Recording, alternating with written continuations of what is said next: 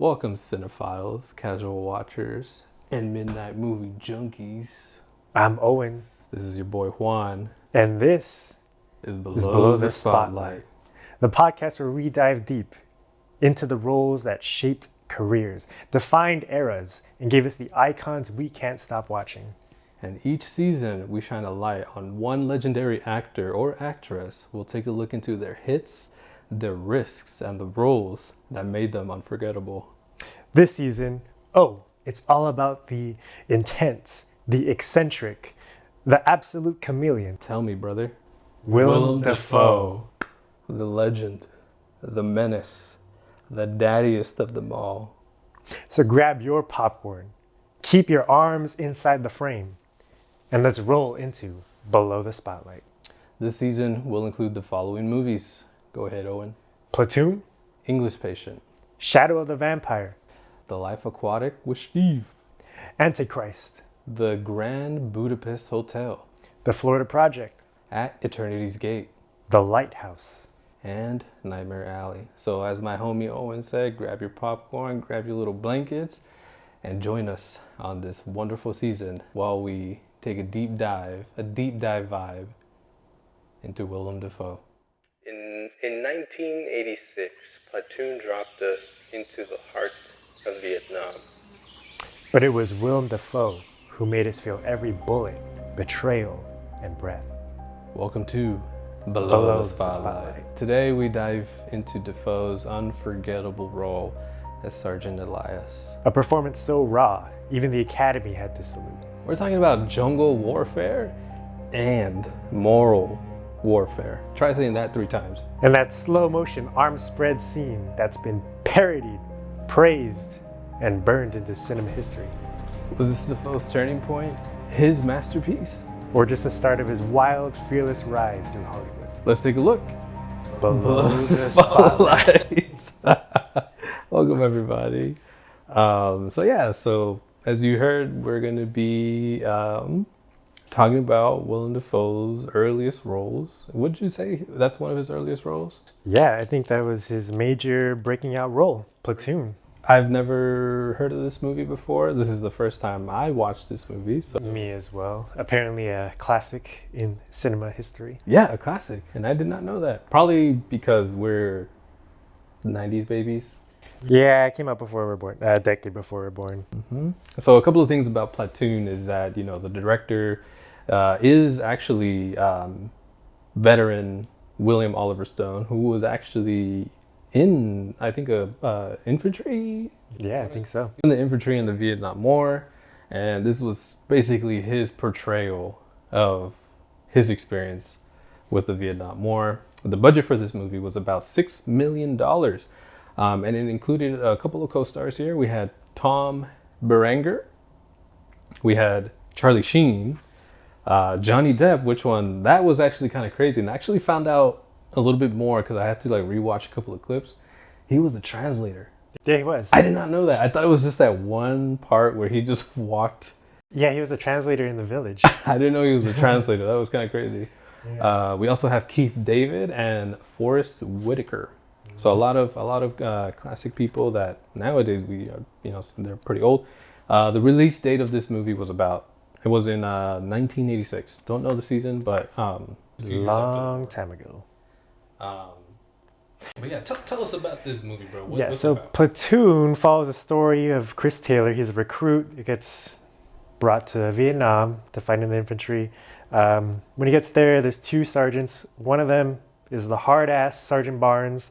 The other one is our beloved Willem Dafoe, Sergeant Elias, who is a very, what would you say, loving, not loving, but nurturing. Yeah, definitely. The way that I kind of explained it to my wife was that I feel like he was because he was still a badass in that movie. Oh, he was definitely. Because he has he's tough. It's but not a beat you up kind of drill sergeant kind of way, like how Sergeant Barnes was. He's he had years banked in, so he had experience. So I guess he had that respect. Yeah, and it felt like he knew it was important to kind of somewhat be compassionate and kind of nurture these new recruits, because obviously you end up in the same bunk as them, you end up on the front lines with them, so you want to trust them and make sure that they know what's up. But anyway, like it's very tense because the two sergeants are very polar opposite. And it gets to a point in the movie where it was kind of affecting kind of like their missions. Yeah. So there was a point where they're in a raid in a village where they're kind of taking revenge almost because they lost some of their own soldiers. So Sergeant Barnes, the bad guy, or the bad sergeant, was actually about to murder some civilians. And I think he did actually murder a civilian. Yeah, it was he killed the mayor or the chief of the village's wife. Yeah, because he was trying to find out information about their fellow troopmates getting murdered. And then Willem Dafoe, Sergeant Elias, actually steps in. He says, "What the?" And he's like, "What's happening?" So he actually he throws hands. He did, huh? Yeah. So that was pretty solid of him. Want to make sure that there's no war crimes committed. I felt like Willem Dafoe's role here, the way that they built his character was that he always approached at the right time. So he would always appear on the right time. So there was moments where they were just kind of like punking and punking like the new recruits and stuff. And so Willem Dafoe just magically appears, showing his like 1,000,000% aura. And he's like, "What are you doing? Like, leave these boys alone." Yeah, he was almost like the father figure. He just said that you don't have to be a dick all the time. Is that what he was Yeah. saying? Something close to that. Yeah. But anyway, that rose the tensions even more. It was obviously they got into a fist fight, and they end up going on another mission. It goes really bad, and Willem Dafoe's character, Sergeant Elias, has to escape with his crew, but Sergeant Barnes kind of hangs back, and he ends up betraying him. Two shots to the chest. Yeah, because I think he was gonna get reported. Yeah, he was. Willem Dafoe's character, or Sergeant Elias, was just gonna be like, "Yep, you did crime, war crime." Mm-hmm. So Sergeant Barnes was going to go down. So instead of that, Sergeant Barnes was like, "Let me take him out." So then Sergeant Barnes and the rest of his crew escape, and he's like, "Oh yeah, he died. He's over there. Don't believe me? Go look." But obviously shit's going down, so they're trying to escape. And as they fly away in a helicopter, they're like slowly seeing like, "Oh shoot, there's one dude running away right there." It's Willem Dafoe running from like dozens of Viet Cong. He's booking it. Do you think maybe there's a chance he can escape? Did you feel that at all? Like, did you think maybe he can escape? I thought they were gonna lower the helicopter, bring down the ladder, and be like, "Get your ass up here!" I thought that was gonna happen.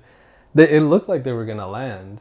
Yeah, they were like kind of deciding. They're like, "Oh, should we get him?" I mean, there's like a ton of people, but they end up not coming down to get him. They end up keep flying. So anyway, that creates the iconic scene where Willem Dafoe dies, his arms spread, as we said in the intro.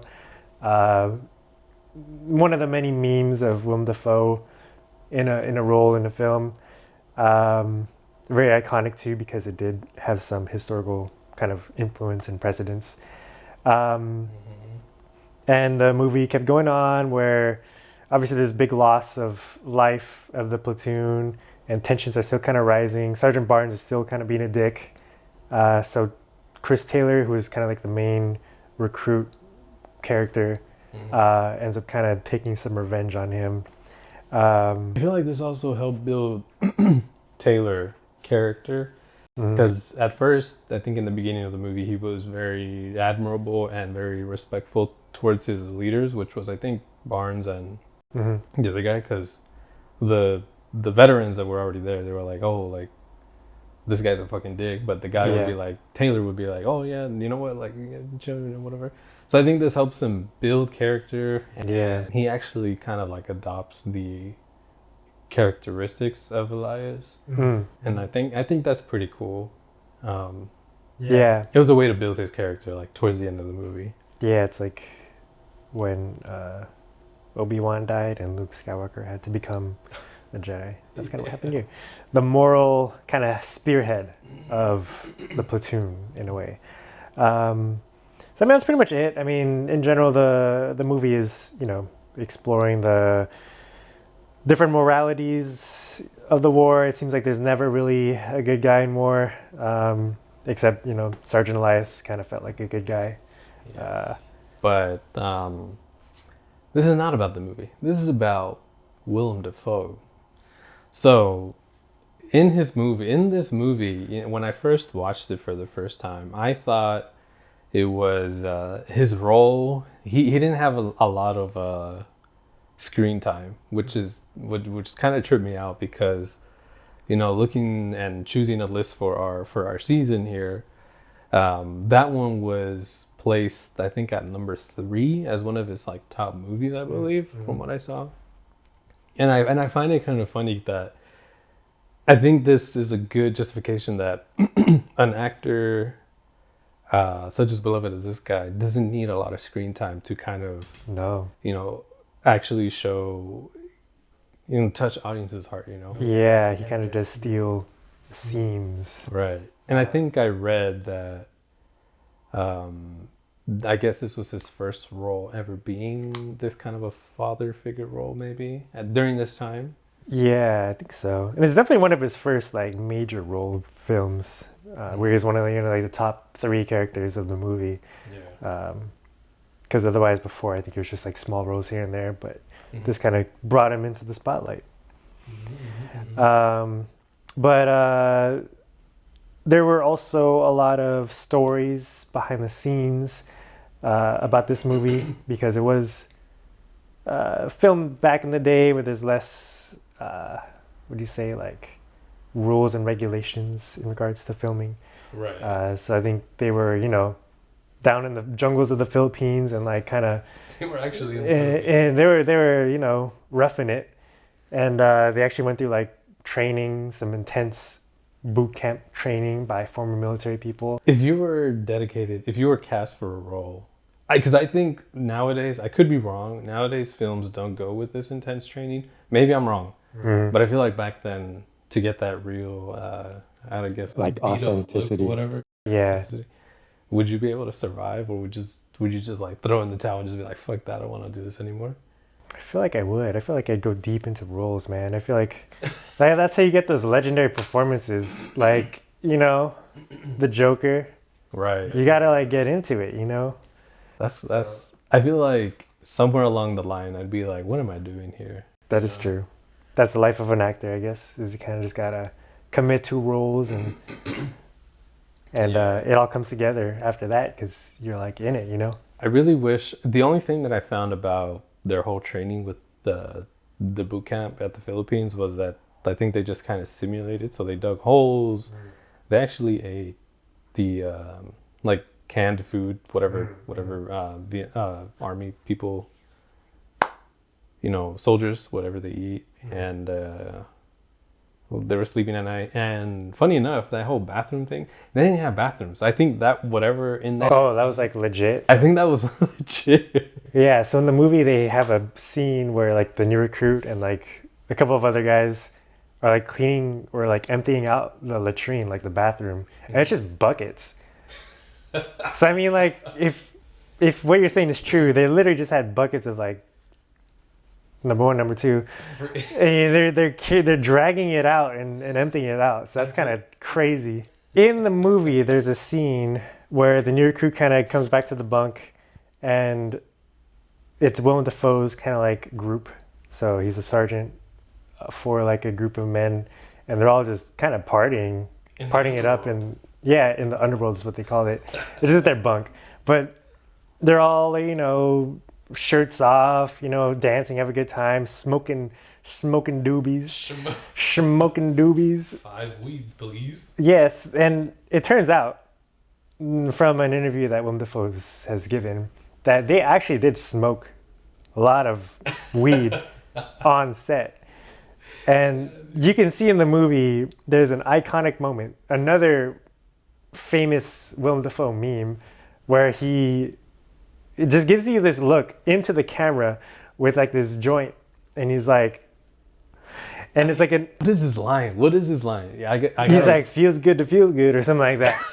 Feels good to feel good. Dude. And not only that, but there's another part of the scene where he gets the recruit to shotgun like the weed that he expels from his own mouth. So he pulls out a shotgun, opens it up, and tells the recruit, "Oh, put your mouth on this. That's crazy, dude. And then he himself takes a hit and blows it into the shotgun so that it travels down through the barrel so that the recruit can start smoking it too. So I was like, what is happening? It's like, it's so like sensual. Like, I think that's like I think that's kind of like how maybe, and I think Willem Dafoe did a great thing, kind of like humanizing. So I think him leading that role, just him looking at your eyes. You know, I felt high even at one point, even though I never experienced the highness. But that was very iconic. I really liked that scene. And then I think towards the end they were singing Smokey. They were singing Tears on My Tracks. oh yeah. So they're all singing and dancing at the end. So it was a nice scene, a nice little break in the movie that's normally like kind of serious and whatnot. But it's kind of like another scene that Willem Dafoe stole. So like you said, his minimal kind of screen time, he really kind of... Yeah, he stole that part. Yeah, he makes you remember it. But I do feel like that is an important part of, like, an important contrast too, with like, because Willem Dafoe is like the moral kind of spearhead of the group. And then on the other hand, you have the other group with Sergeant Barnes that was kind of like, they're kind of like pissy at each other almost. Yeah. Playing cards and drinking, and yeah, it didn't feel like a good time. Right. Like you want to hang out with Willem Dafoe and his group, for sure. Yeah, I would have felt more safe. Even if I were to knowingly high chance to die, I'd rather die having a good time. Having a good time and be under the umbrella of Willem Dafoe. under the caressing arms. Exactly, dude. And then, of course, this leads on to another scene that he stole, which was the part where he got betrayed by one of the platoon people. In this scene, you know, I think it was inspired by an actual image from the war. I'll post it in the visuals. I don't really remember. I don't think we have a note here, do we? Yeah. Oh yeah, Art Greenspan. Art Greenspan. The photograph is by him, Art Greenspan, where he has that pose of like this. Yeah, his like arms are out. Very, very iconic. Yeah. In cinema. And what I like about these movies, like pre-2000, was that everything had to be, all the effects probably had to be done right then and there. And so in that scene, you can kind of see that Willem Dafoe's holding like a little like trigger.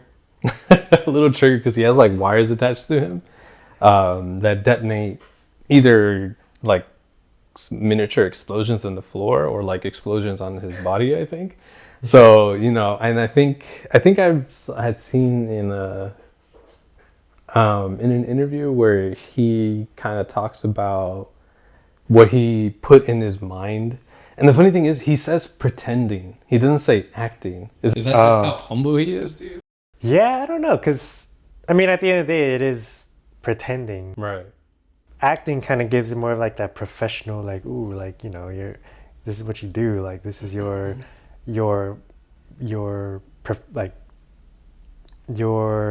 skill, I guess, is acting. But yeah, he said that he was just pretending. He was trying to get into that mindset.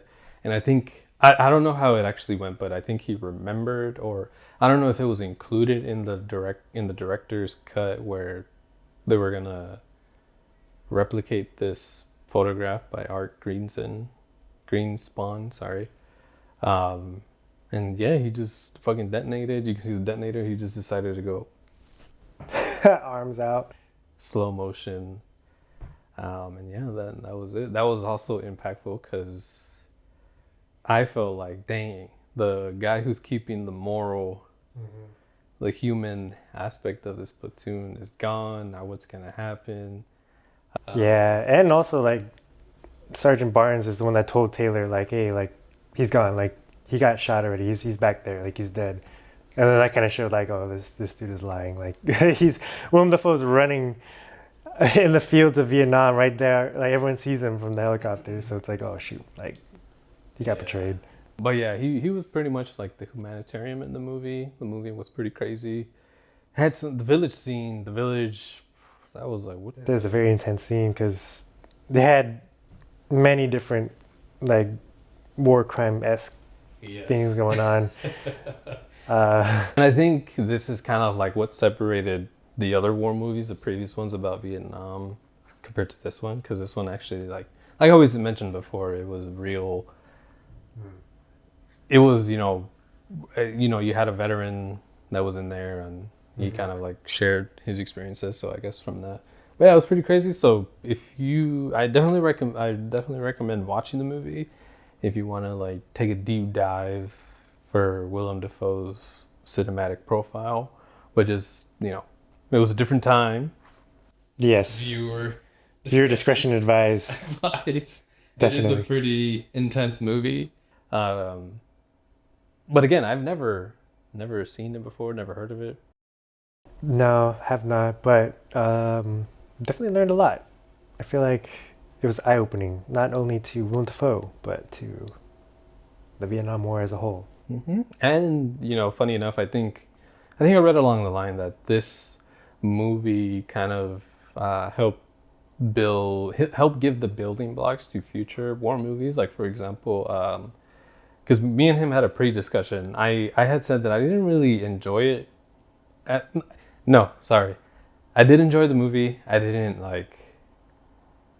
Because my first war movie that I actually saw was Saving Private Ryan. Yeah. But turns out that this movie was actually the building blocks for that one. Because they actually had a veteran in there, kind of more of a consultant on how visuals, soundings, everything should be played out. I forget his name. I'm so sorry.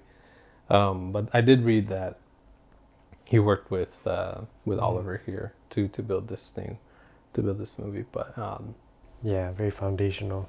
Yeah, but here are some like online ratings. What did we find here on the? Yeah. Let's rate his performance. How would you rate Willem Dafoe's performance out of 1 out of 10 10? spotlights? Yeah, 1 out of 10 spotlights. 1 out of 10 spotlights. Yeah. So again, his screen time was very, very limited. Probably like. Not even 10 minutes, I think, maybe. But again, it's just all about what he does and what he did. So I actually enjoyed it because my first experience with Willem Dafoe was Spider-Man. So he always, to me, seemed like the villain. And I think that's still stuck in my head. He's always a villain character because of Spider-Man. But now that, I've got to see this side of it, and probably like other movies that we've seen as well, I think I would give him... I think it might be a 10 out of 10 spotlights, dude. Dang. 10 out of 10. 10 out of 10 for his performance. First performance of his earlier movies that I think, yeah. Okay, yeah. What about you, bro? I think I give him a 9 out of 10. I think he made an amazing performance. He didn't have a lot of time, but what he did have time, he was excellent and made you remember him. But there's like some moments where it's like there's not as much nuance to this character. It's like a very like straightforward character. It's like a very easy, like, you're the nice guy. Mm-hmm. You're like the father figure. So I think out of all of his performances that I've seen, obviously kind of getting ahead of myself, but he's definitely done way better roles in the future. If you get what I mean. Okay. So that's why I give it a 9 out of 10, just because I know what he's capable of. And it's more than this, but it was amazing what he did. Damn. So maybe I should just change my score to 9 out of 10. No. By all means, keep it a 10. But keep in mind, I'm not like a movie watcher, and I feel like this podcast would definitely help us. This is just more knowledge on the movie. Get involved with the culture, Yeah. And Willem Dafoe is amazing. But yeah, what are some ratings? Do you want to give your rating of the movie first, and then we'll kind of compare with what people online have said? Yeah. So keeping it from the 1 to 10 spotlights, the movie, honestly, first take, maybe 7.5. And that's just because, maybe because I wasn't born in that era where the Vietnam took place, because I know a lot of people enjoy this war movie. It's like probably one of their top 10 in there, but unfortunately, it was a movie for its time for sure. I think, and it did kind of impact my score because I've seen other movies, like how I mentioned, Saving Private Ryan. I think that one might be my most favorite war movie. Favorite war movie. Don't come at me at the comments if you do. Just kidding. 7.5 for the movie. Okay. No, I tend to agree with most of everything you said. I actually give it a little bit lower, 7. 7 out of 10. It is dated. That's the main thing. It's dated. It's dated. Yeah, it's a pretty straightforward, kind of like good versus evil, even though there's no winners in war type of thing. Right. Like kind of lesson to be learned. So it's pretty typical, I would have said, or predictable of a story. I mean, obviously they did with what they did do. They made do with what they had at the time. So in terms of like effects and whatnot, like it was decent. All right, 7.5 and 7 out of 10 spotlights. Yep, but online, from what I'm seeing, IMDb rates it an 8.1 out of 10. 8.1. Okay. So it's a pretty strong. That's a full spotlight more than what we've given it ourselves. Yes, sir. Rotten Tomatoes actually has it even higher. 89. An 89% Rotten Tomatoes. on Rotten Tomatoes. 89%, and then 93% popcorn meter. So What's a popcorn meter? the tomato meter is like what the critics give it, and then popcorn meter is what like all the reviews kind of say, like the user reviews as well. So it's rated very, very high. Wow. I mean, interesting. I feel like I'd want to know the demographics of who voted for this, definitely, but it is a great movie. Yeah, don't get me wrong. It's a good movie. It's just, of course, it's dated. So the demographic would be kind of good to get. I'm so sorry. This is our first episode, so I apologize. We don't have the full breakdown. But I just want to let you know, this is not about the movie. This is about Willem Dafoe's. We're just giving you some simple facts, some recommendations if you want to do a deep dive and join us in this journey. But yeah. Yeah, overall, pretty great Willem Dafoe movie. Pretty great one for the number one. And I think we covered mainly everything, brother. Yeah, we went through the whole movie, kind of like broke down his scenes. 2, I would say, main iconic scenes. When they're smoking doobies in the bunk. I think that's probably like the whole scene of the movie. That kind of like portrays him like that. That's what he is in the movie. And then the last scene of Willem Dafoe when he's dead or dying, arms in the air, slow motion. I think that was the second and the most important. Would you recommend this movie to a friend? I would recommend it to a friend that is into movies, like a cinephile friend. Right. If this is a friend that does not watch movies, I'd be like, maybe not. That is a good point. That is a very good point that you brought that up. Yeah. Please. Yeah, because I feel like because of our ratings, it's kind of like, dated, and it's like a war movie, but not one of the best war movies, and it kind of does touch on a lot of, bad, not bad, but like morally wrong topics. But next week, the movie that we're watching featuring Willem Dafoe is The English Patient. English Patient. It came out in 1996, my birth year. 1996. I've never seen that one, so this one is going to be great. So go ahead and watch this one before this episode comes out, so that way you can join us in the discussion. And please leave any comments on there if you've seen Platoon. Let us know what you guys think of that movie. Please give us any criticisms if we think we're a little dumb people. We have some bad takes, some hot takes. But I really appreciate you guys being here. Hopefully this is an enjoyable watch or an enjoyable listen to work or working out or whatever. Owen's beautiful voice. And for the listeners, little baby Yoda. Little baby Yoda here joining us in the middle our discussion. Anyway, that kind of wraps up our episode about Platoon. So again, my name is Owen. This is Juan. This is Below the Spotlight. See you guys next time. Bye.